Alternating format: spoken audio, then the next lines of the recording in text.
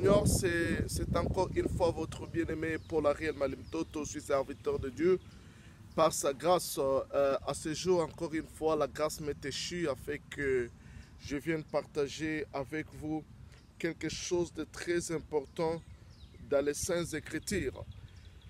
Aujourd'hui, je vais partager avec vous sur quelque chose de très important qui m'a touché dans ma lecture. Comment Dieu te voit.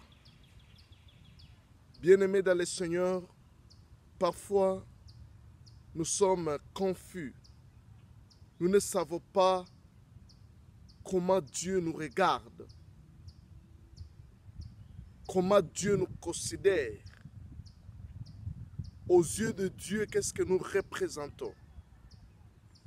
Bien-aimés dans le Seigneur, à ce jour, je vais venir te dire que tu représentes quelque chose d'important. Tu es une personne importante aux yeux de Dieu.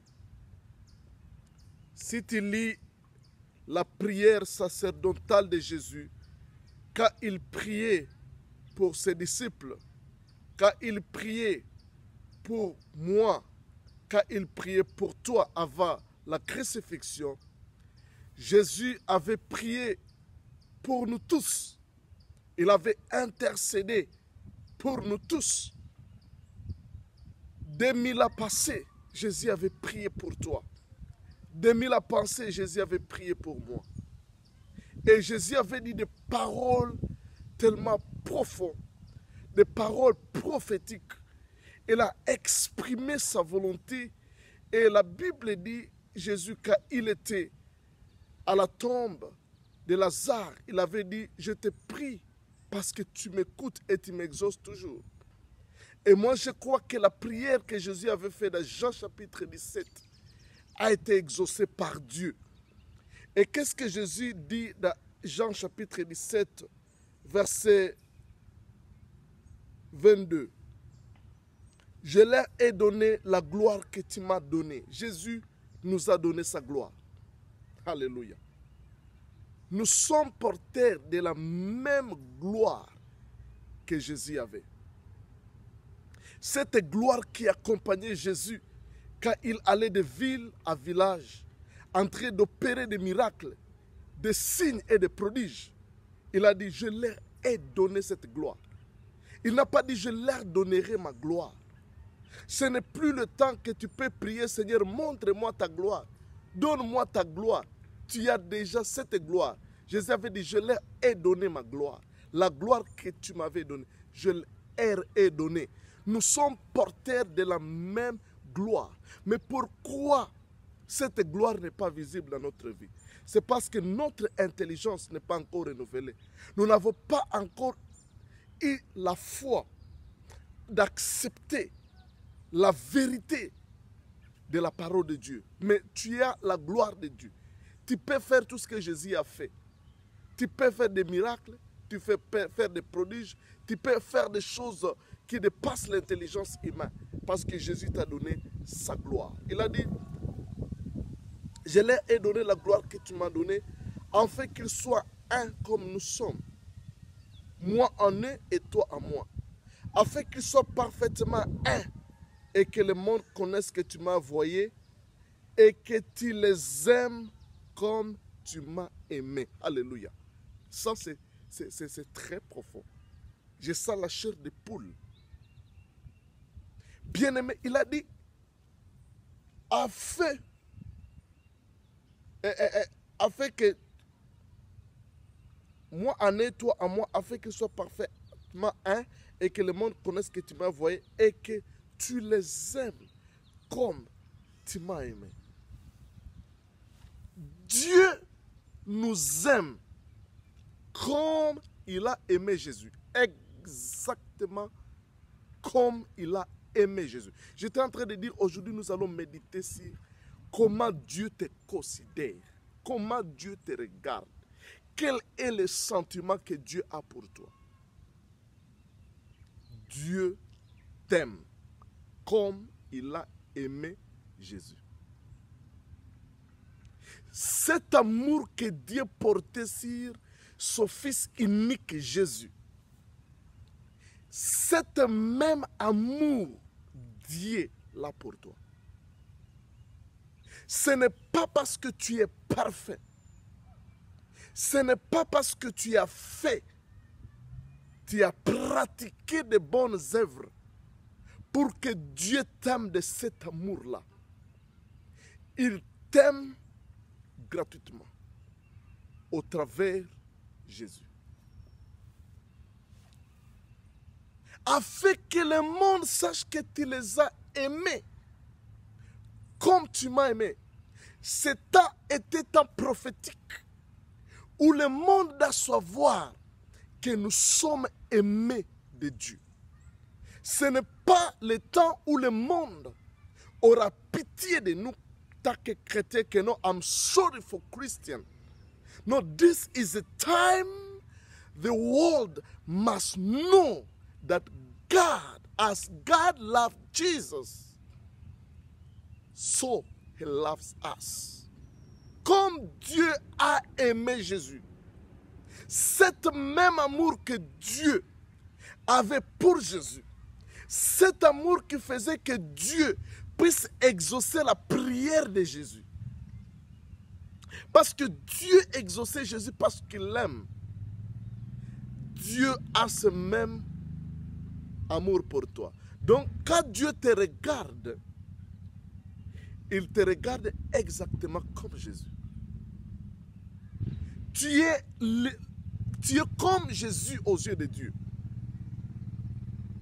Comme Jésus avait dit, tu ne m'as jamais abandonné. De même, Dieu ne peut pas t'abandonner. C'est-à-dire, ce que Dieu a fait pour Jésus, en tant que Père, il peut le faire pour toi parce qu'il t'aime de la même amour. Si Dieu avait délivré Jésus de la mort de ses ennemis, si Dieu avait glorifié Jésus, si Dieu avait honoré Jésus du milieu des pharisiens, des sadducéens, des gens qui lui avouaient la vie, il avait honoré Jésus, il t'honorera toi aussi. Il te glorifiera toi aussi. Il fera tout ce qu'il a fait pour Jésus. Parce qu'il t'aime de la même amour. Donc tu es comme Jésus. Tu représentes Jésus. Dieu te regarde comme Jésus. Et laisse-moi te dire, si tu lis toujours dans le livre du même auteur, Jean, si tu lis dans Jean, laissez-moi chercher les versets.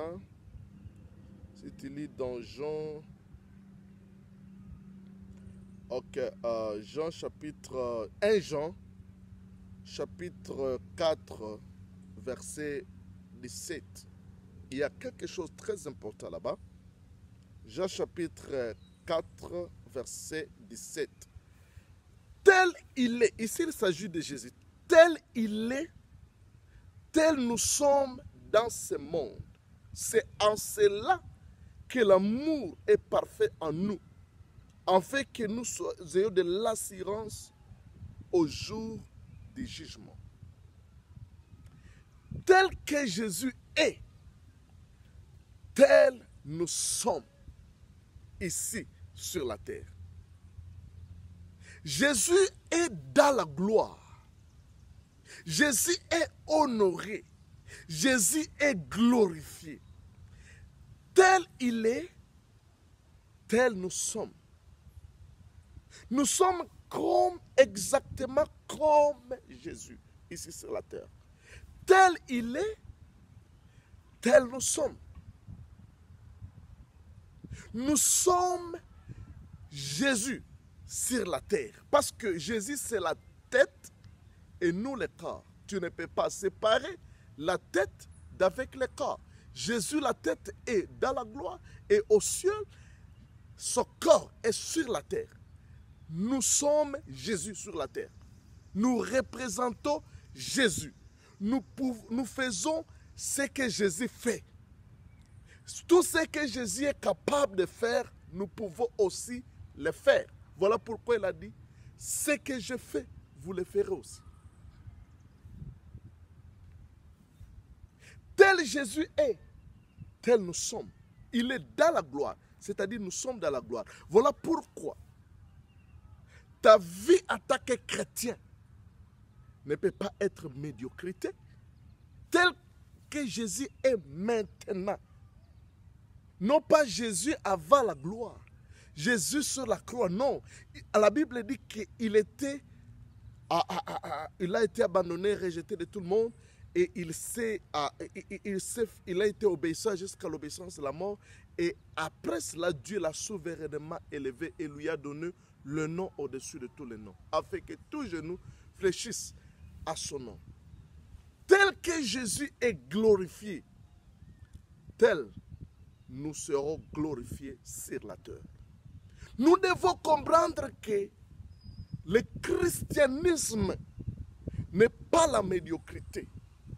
Le christianisme n'est pas l'échec.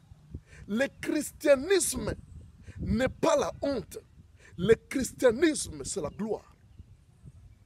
Nous représentons Jésus sur la terre. Nous sommes les ambassadeurs du royaume de Dieu sur la terre. Nous représentons Jésus sur la terre.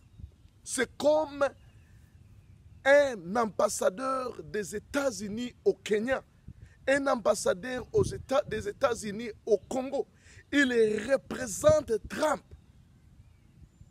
Il représente les États-Unis d'Amérique avec toute sa gloire et sa richesse. Ce sera honteux de voir l'ambassadeur des États-Unis habiter à Kawangware au Kenya, dans la ville de Nairobi. Ce sera honteux de voir un président des États-Unis habiter à Matongé au Congo, à Kinshasa. Non, il habitera dans des endroits riches parce qu'il représente un pays riche. Maintenant, bien-aimé dans le Seigneur, si tu lis dans Daniel, chapitre 3, la Bible dit que le royaume, notre royaume, le royaume de Dieu, c'est celle qui établit tout le royaume. Si les États-Unis est établi, si la Russie est établie, si la Chine est établie, c'est notre royaume qui établit le royaume. Et moi, tel que je suis là, toi, tel que tu es là, croyant, tu représentes ce royaume-là. Tu es ambassadeur de Dieu aux États-Unis. Tu es ambassadeur du royaume de Dieu au Congo. Tu es ambassadeur du royaume de Dieu à Côte d'Ivoire, au Ghana, à Zimbabwe, au Mexique, en Haïti, au Maroc, à Chine, à Hollande, partout où tu peux être. Bien-aimé dans le Seigneur, tu dois représenter notre royaume et sa gloire. Notre royaume, dans notre royaume là, il y a la richesse. Tu dois représenter, tu dois refléter la gloire de notre royaume. Tu dois refléter la richesse de notre royaume. Tu dois refléter la puissance de ce royaume. Dans ce royaume, il n'y a pas de maladie. Si les gens peuvent dire que non, pour prouver que réellement il n'y a pas la maladie, c'est lorsque toi aussi tu seras à bonne santé. Bien-aimé dans le Seigneur, tel Jésus est, tel tu es. Donc quand Dieu te regarde, il voit Jésus. Il t'aime de la même amour que Dieu. Donc cesse, bien-aimé dans le Seigneur, de sous-estimer, de se sous-estimer. Tu représentes beaucoup aux yeux de Dieu. Tu représentes le Fils unique de Dieu. Ne fais pas honte à notre royaume. C'est ton ignorance, celle qui peut faire que tu marches dans la médiocrité. Mais tout est disponible pour que tu marches dans la gloire. Il suffit que tu l'acceptes et que tu dises Amen. Que Dieu te bénisse. Tu as écouté le message. Amen.